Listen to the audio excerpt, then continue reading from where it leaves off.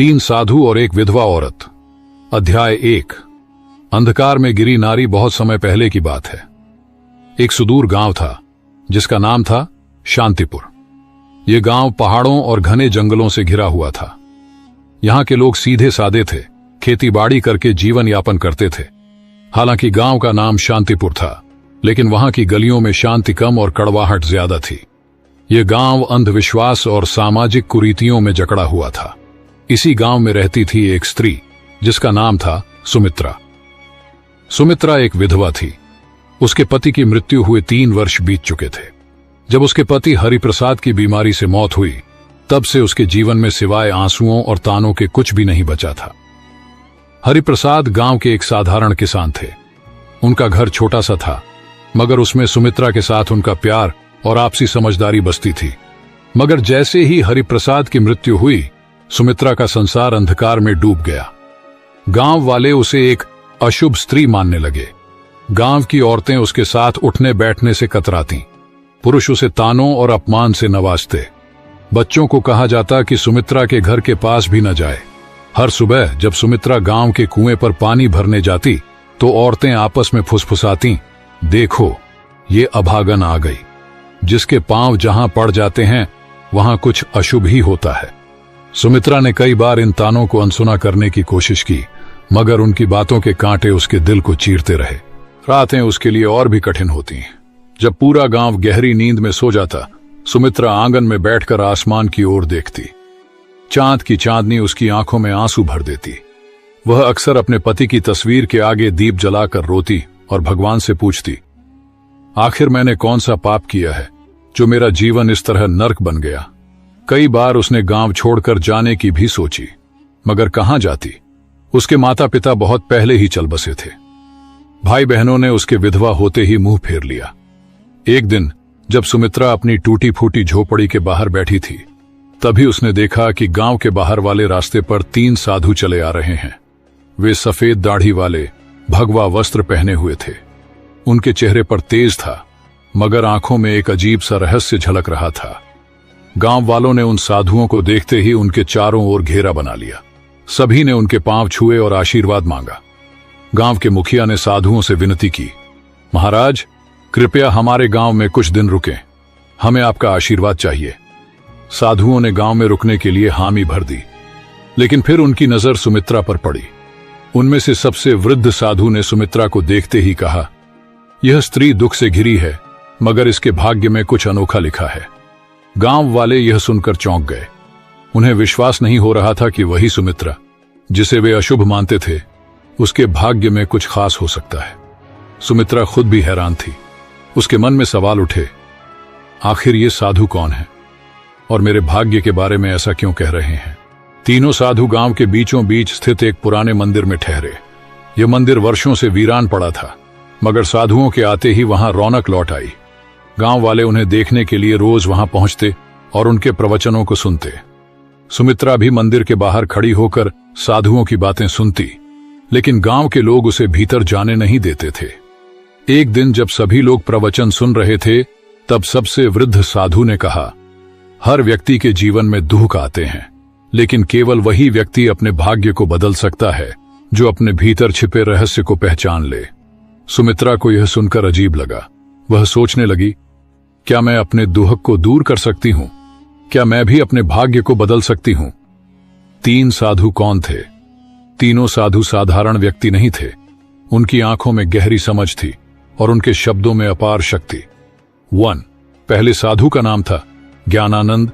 वे आध्यात्मिक ज्ञान के झाता थे।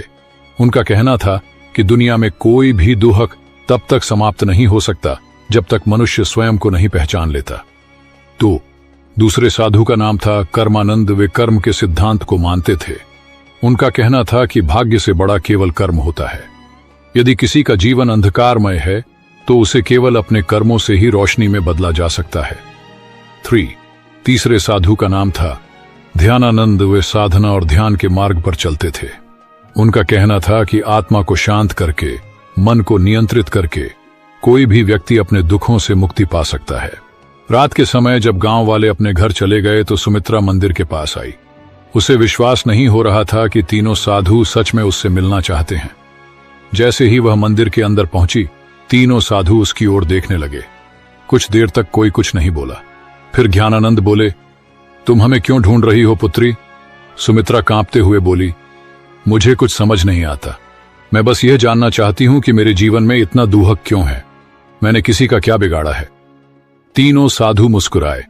कर्मानंद ने कहा, दुनिया में कोई भी दुख बिना कारण नहीं आता।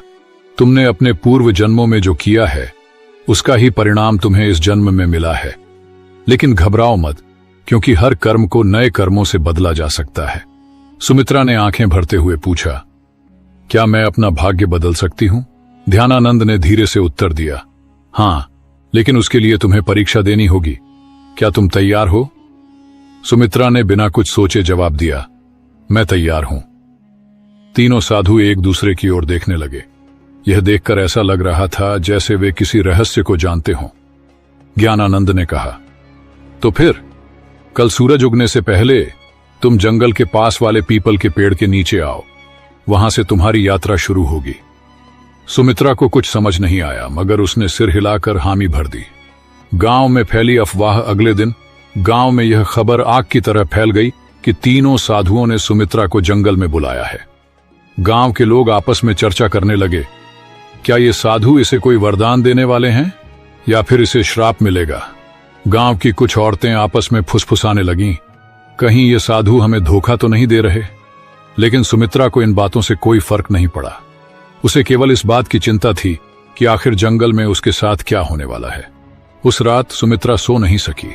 वह बार बार सोच रही थी, क्या सच में कोई मेरी मदद कर सकता है या यह भी सिर्फ एक और छलावा है? लेकिन अब वह ठान चुकी थी कि चाहे कुछ भी हो जाए, वह अगले दिन सूरज उगने से पहले जंगल के पास जाएगी। वे खड़े थे। वे गहरी तपस्या में लीन थे। उनके चारों ओर एक अद्भुत शांति फैली हुई थी। सुमित्रा ने हाथ जोड़कर प्रणाम किया और कहा, मैं आ गई हूं महाराज। अब मुझे बताइए कि मेरी परीक्षा क्या है? ज्ञानानंद ने आंखें खोलीं और बोले, यह संसार एक भ्रम है पुत्री। जो इसे समझ लेता है वही अपने भाग्य को बदल सकता है। लेकिन इससे पहले कि हम तुम्हें ज्ञान दें, तुम्हें अपनी परीक्षा देनी होगी। कर्मानंद ने कहा, हम तुम्हें इस जंगल में छोड़ रहे हैं। तुम्हें रात भर अकेले यहीं रहना होगा। ये जंगल बहुत रहस्यमयी है। यहां जंगली जानवर भी हैं और अदृश्य शक्तियां भी। लेकिन अगर तुमने अपना डर छोड़ दिया तो तुम पहली परीक्षा पास कर जाओगी। सुमित्रा को यह सुनकर झटका लगा। रात भर अकेले जंगल में वह डर गई थी, लेकिन उसने अपने भीतर हिम्मत जुटाई और कहा, मैं तैयार हूं। तीनों साधु मुस्कुराए और बोले, हम कल सुबह सूरज उगने के बाद यहां आएंगे। तब तक तुम्हें अकेले रहना होगा।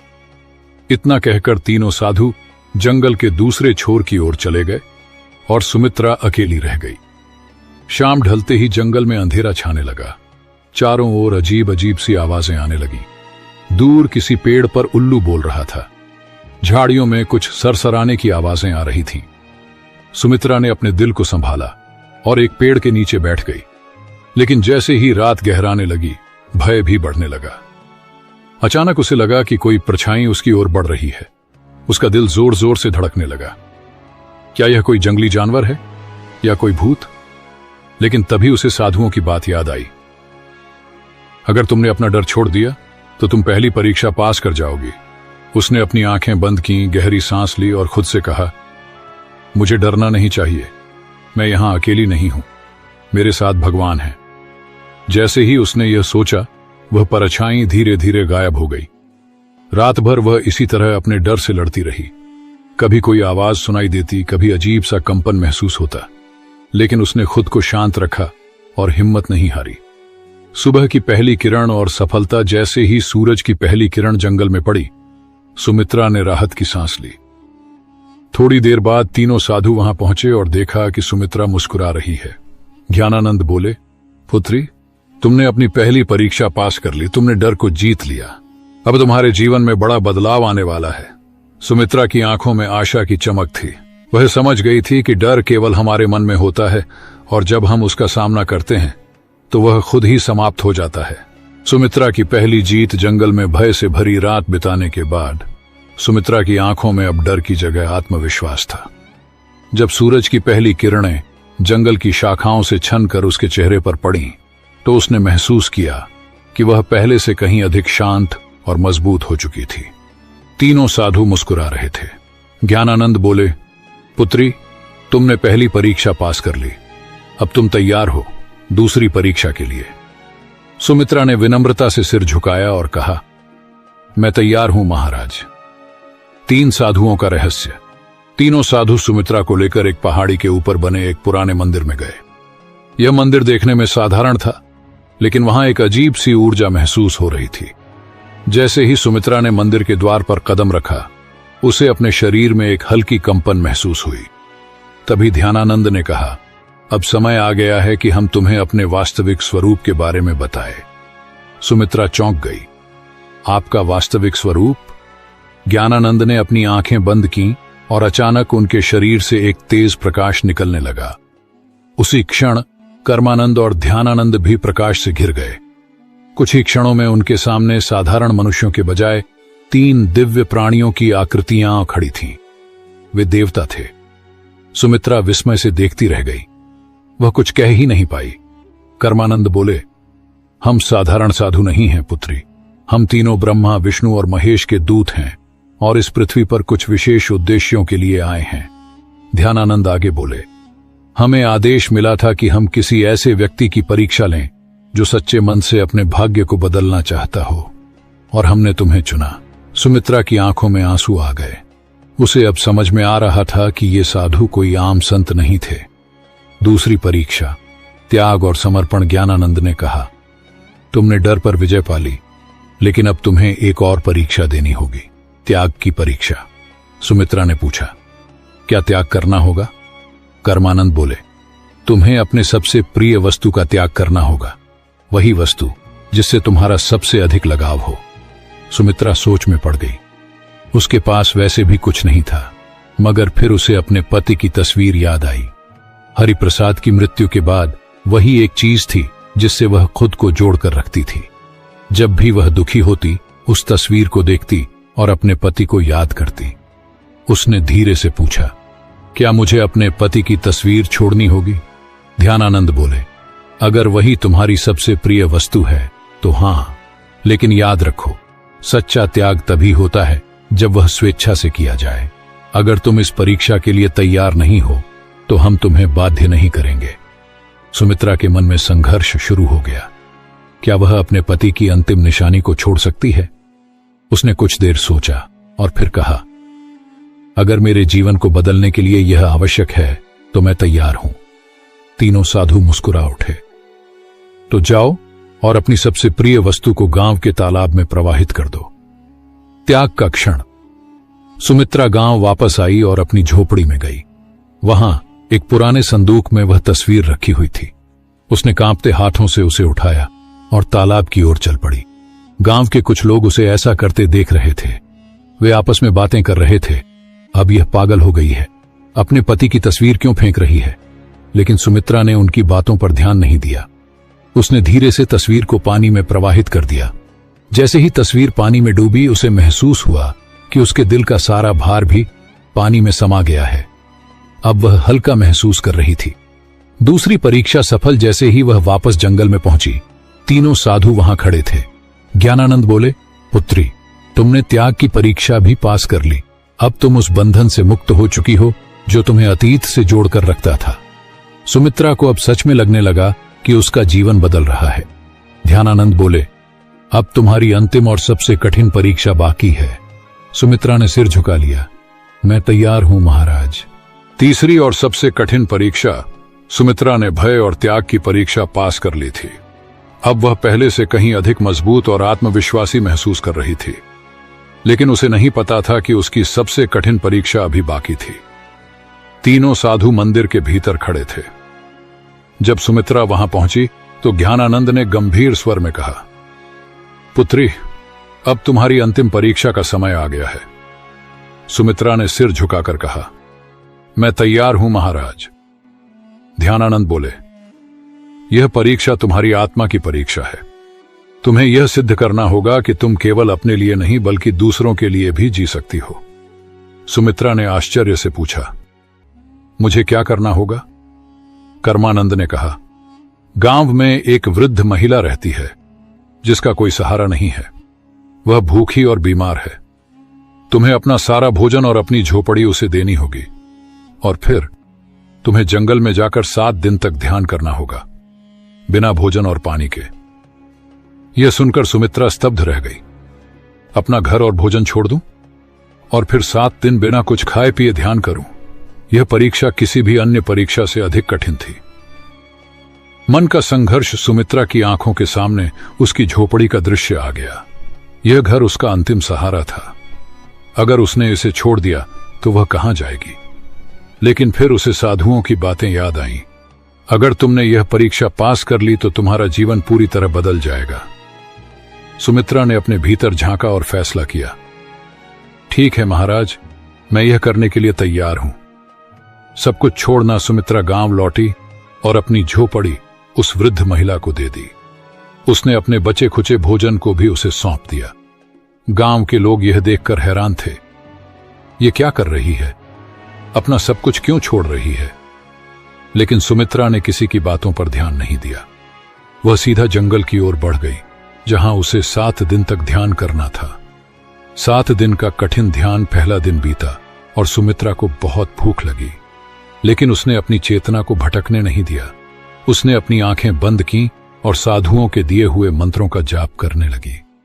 दूसरे दिन उसे प्यास ने सताना शुरू किया, लेकिन उसने पानी की इच्छा को भी त्याग दिया और ध्यान में लगी रही।